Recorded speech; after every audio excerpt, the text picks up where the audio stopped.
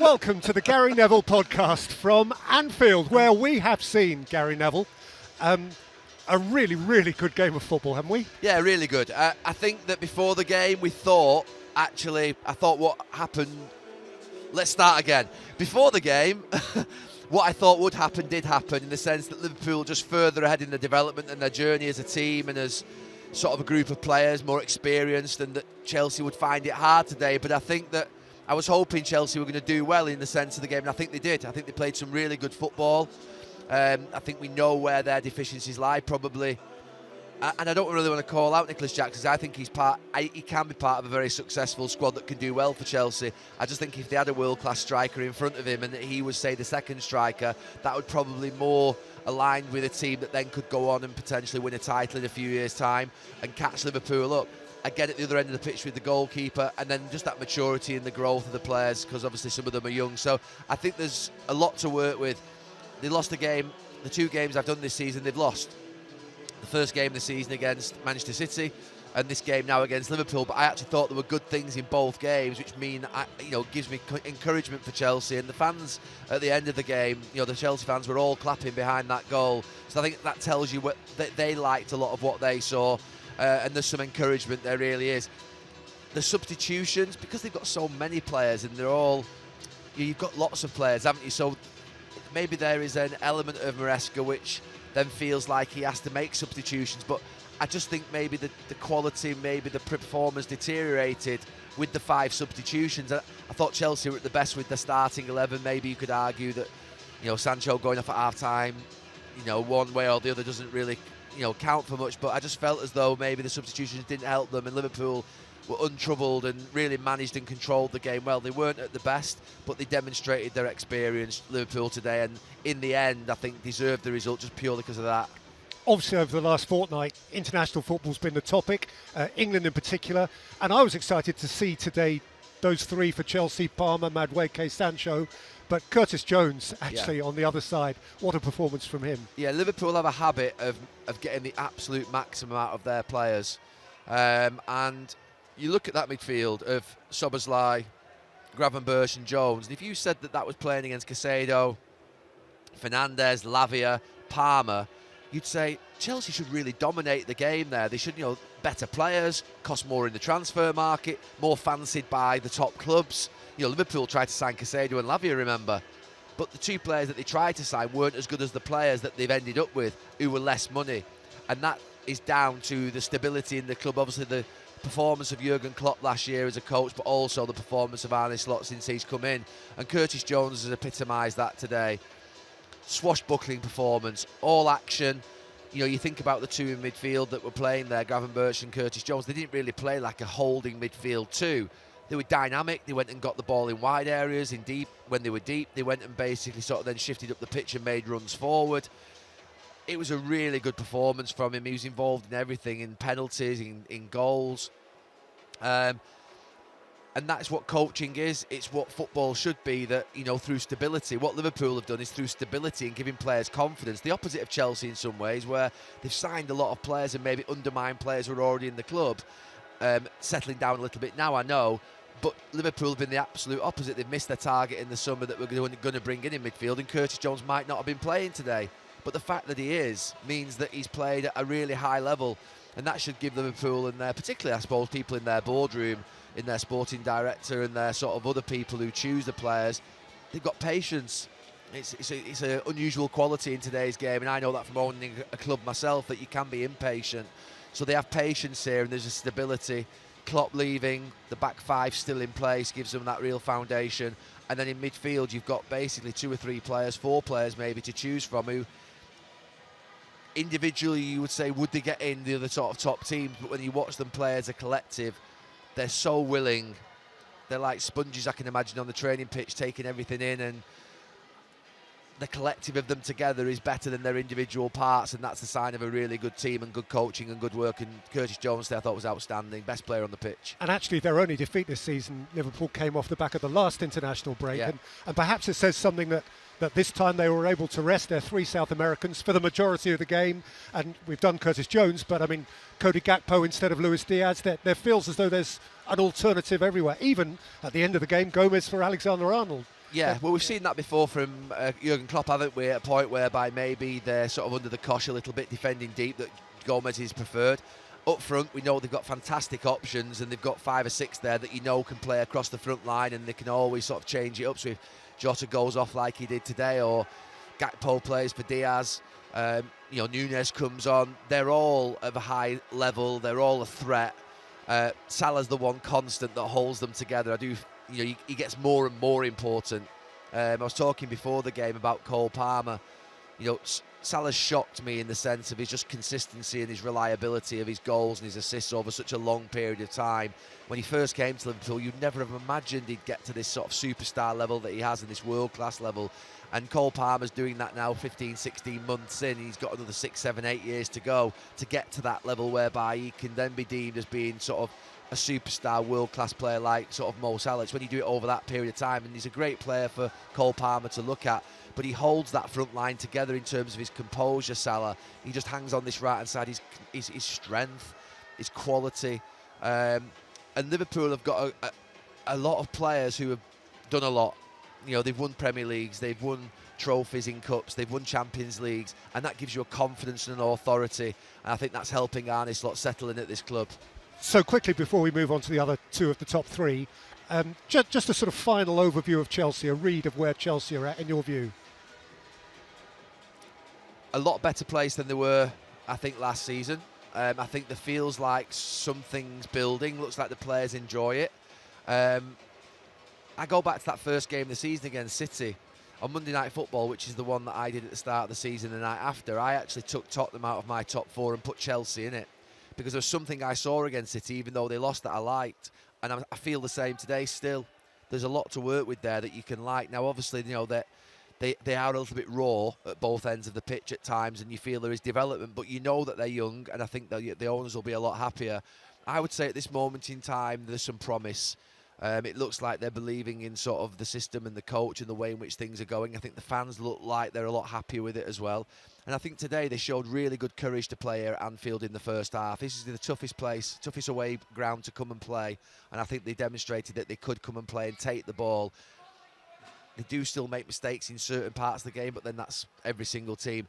I would reiterate, the 2 most difficult positions on the football pitch are centre forward and goalkeeper. They're the 2 most influential positions also on the football pitch, and if they have someone world class in those positions, I do think they can really be a threat to the top teams in the next couple of years if the rest of them can grow and continue to improve. Okay, so the biggest story of the weekend, actually, never mind this super game we've just seen, is probably Arsenal losing to Bournemouth, which from a neutral perspective is lovely, because we talk forever about the unpredictability of the Premier League. Apart from obviously having a player sent off, where were Arsenal's shortcomings?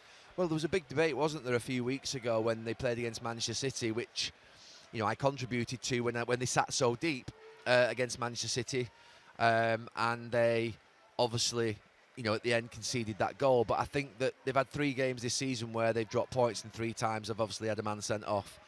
What I would say is yesterday and against Brighton, I still think my expectation of Arsenal in the way in which they are, obviously what they've got to do is deal with the discipline issues. They get too many players sent off just generally, so that's got to be looked at. And I'm sure Mikel Arteta now will say, look, this is going to cost you if it carries on, so let's attend to it properly. So that's the first thing to say. But secondly, if we go down to 10 men, you've got to still go and win.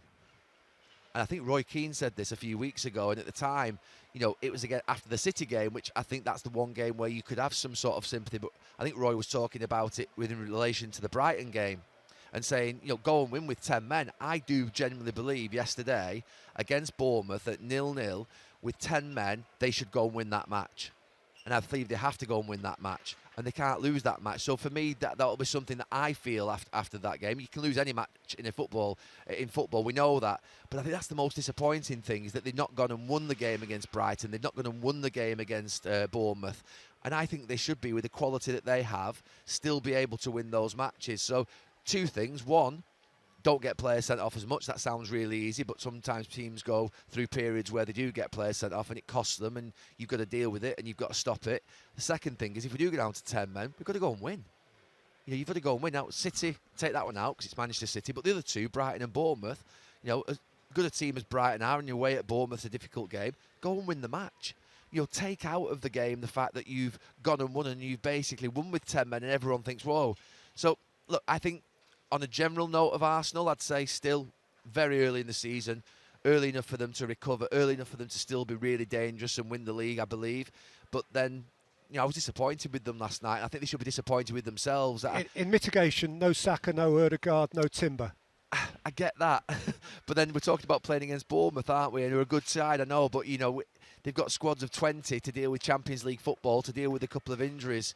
We know that basically players will be missing at certain points in the season. Liverpool have played today against Chelsea without Alisson, their world-class goalkeeper, without Diaz, without McAllister. They're three players that they played without today that would be really sort of, if you like, in their side. So, that happens for me. I don't... Saka always plays as well. He always plays. You're going to miss him. If you said you're going to miss him at least once, twice, 3 times in the season, then Bournemouth away would be one of the games you may say, well, okay, well, that's fine. We've got a squad to be able to deal with it. So, yeah, I understand that. But for me, I would expect Arsenal to have done better with 10 men yesterday. And obviously, I think the sending off was right. So they've got to deal with that. I think it's the first time Saliba's ever been sent off, isn't it? So, that happens in football. I'm not going to criticise the lad for getting sent off. It's just that it's happened 3 times now in 7 or 8 matches. As a matter of interest, what did you think of the decision to send Saliba off? I thought it was the right decision in the end. It was a long way from goal, but the goalkeeper, I think, speaking to Mike about it before, actually, I think once the goalkeeper starts to backpedal, there's an acceptance that he's not getting the ball, and then the striker's going to get there. So I think that's the problem. I mean, the mistake from Trossard's a bad one. Maybe hasn't been talked about enough. The pass back, you know what I mean? The one that gets left short. So for me, these things happen, but it's how you react from it. And I think Declan Rice's interview after the game was that, they'd fought hard and they'd worked hard, but turn that hard. We know you work hard. I mean, the Arsenal team, they do work hard. They're reliable now. They're at a really good level, and I think that Mikel Arteta's built a team that we can trust. But not getting points yesterday, not winning yesterday. You can't just, we're down to 10 men so we can lose. That's not the way in which it is. If you're a top side, which they are, go and win that match and go and win the game against Brighton. I don't know how much of you saw of it. I didn't see much, but Manchester City at Wolves. I watched quite a bit of it. Well, clearly it was a scare. So, what did you see? I mean, Wolves, to be fair, I have to say I've watched them a couple of times and I thought they're in real trouble. I think that they're really struggling, but I think Gary O'Neill will be... I think he'll be enthused by today. I think he'll be happier with what he saw, but I think he'll be absolutely devastated at the end. I did agree with the decision that Bernardo Silva wasn't interfering with the goalkeeper on the John Stones header. So we obviously came up here, we watched that, didn't we, with Mike, and we were looking at the screens and we were thinking, is he in front?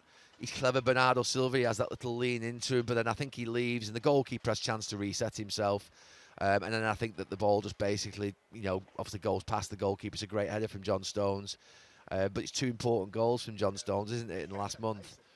Incredible that, I always you always feel, maybe they're that type of team. They've built up that sort of feeling about it.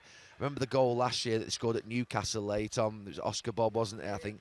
And I remember watching that in January or February, whenever it was that they scored that goal, and thinking, here we go again, they're going to win the league here.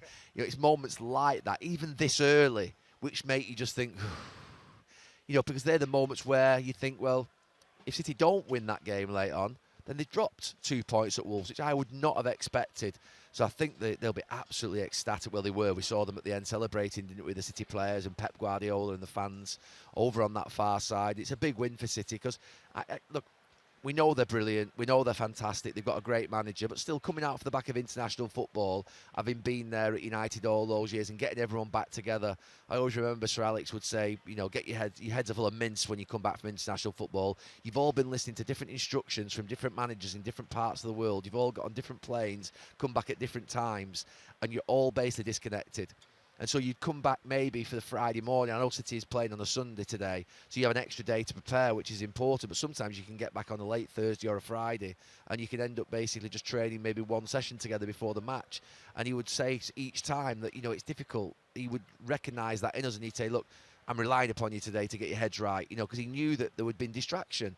There has been distraction of another set of football tactics and style and teammates for the previous 10 days. So, yeah, I think that what City have done today is get over the line, which is what they do. And, well done to them for that. Yeah, and probably one of those we'll remember in May if they're the ones walking up to pick up the trophy. You we'll do. remember that Wolves game. You do. Yeah. Yeah, I mean, look, there was a mention, I think, today, would these two teams win the title? I don't think so.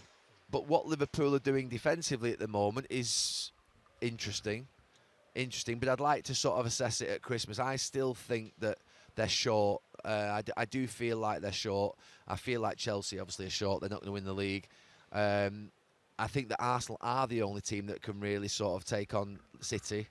But you've got to be in front of them. You've got to be close to them, and you can't afford to fall too many points behind. Which makes, and let's finish on this, throwing it forward, next week's game, Arsenal-Liverpool, an absolute monster. Yeah. Arsenal, of course, without Saliba. Yeah, without Saliba. But again, I'm not. We cannot.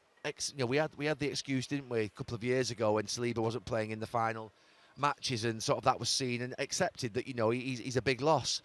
But you've added players to the squad to be able to deal with that. You can't be one player away of having a one-match ban and thinking, basically the level can go from here to here when you're looking to win a title. You have to remain consistent and reliable if you do get an injury. We've seen City without Haaland and without De Bruyne for, big parts of seasons, and they've still got by.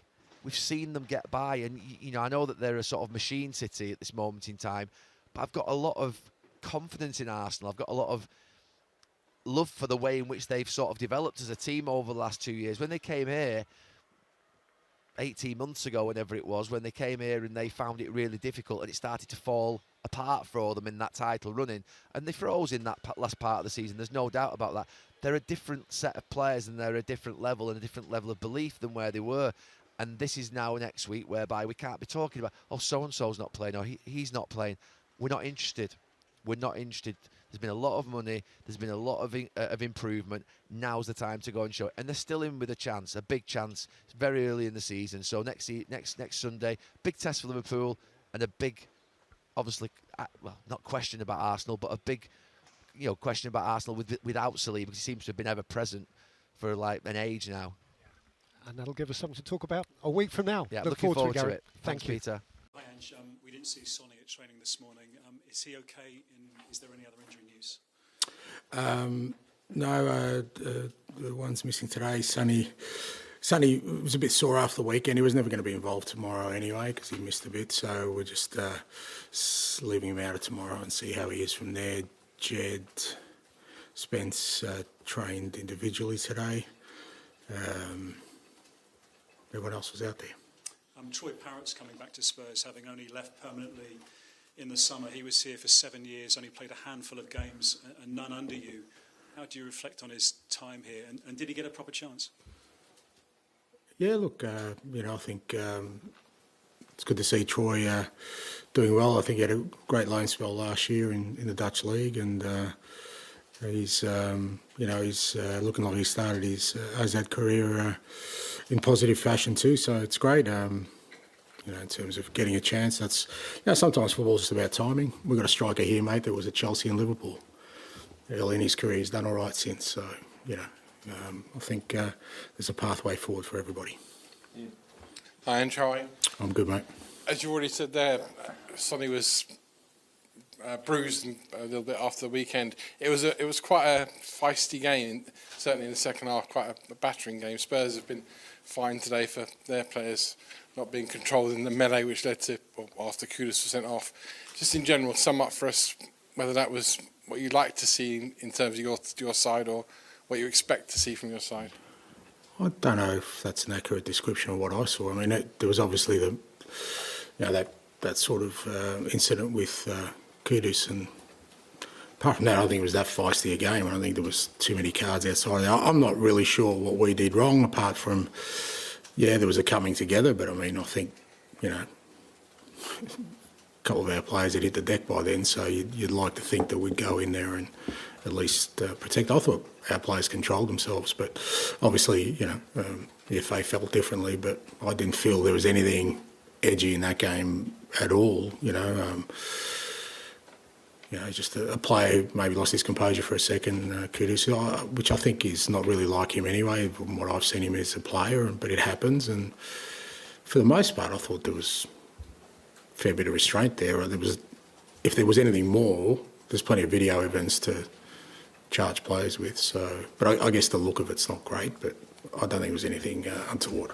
And in this competition, made a great start so far. In terms of that, I mean, are your team maybe a well-set European team? You know, in terms of Premier League is very different to European football.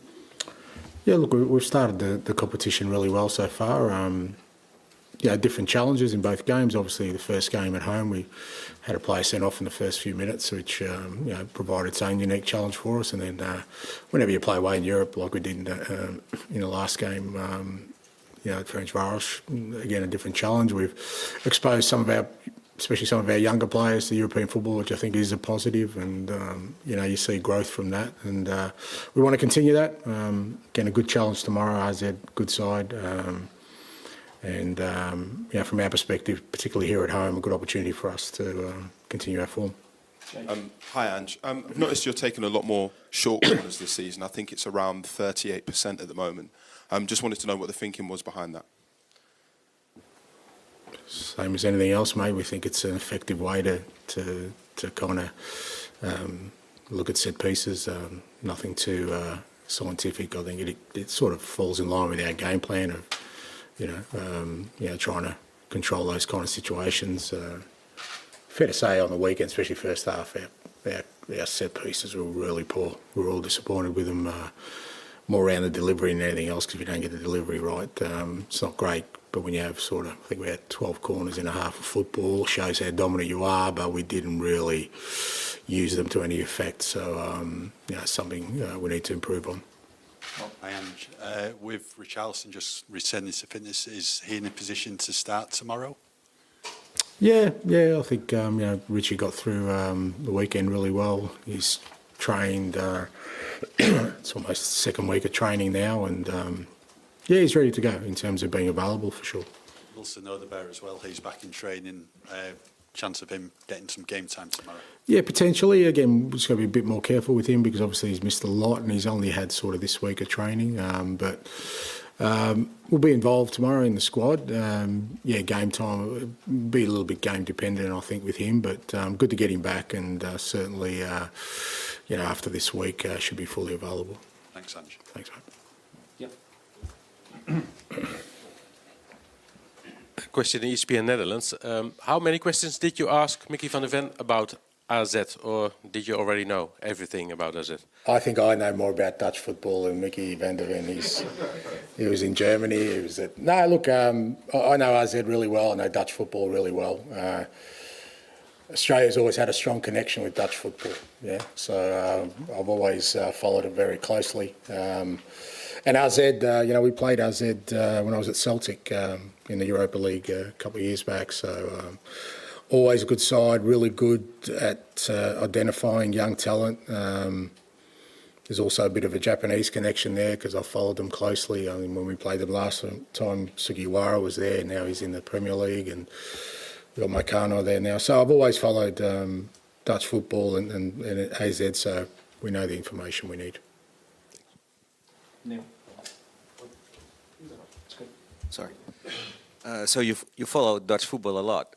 Are you surprised that Mickey, he was born in the region of Alkmaar, has never played at AZ? And the second question is, how do you look at his developments at the national Dutch team, and do you talk with him about that?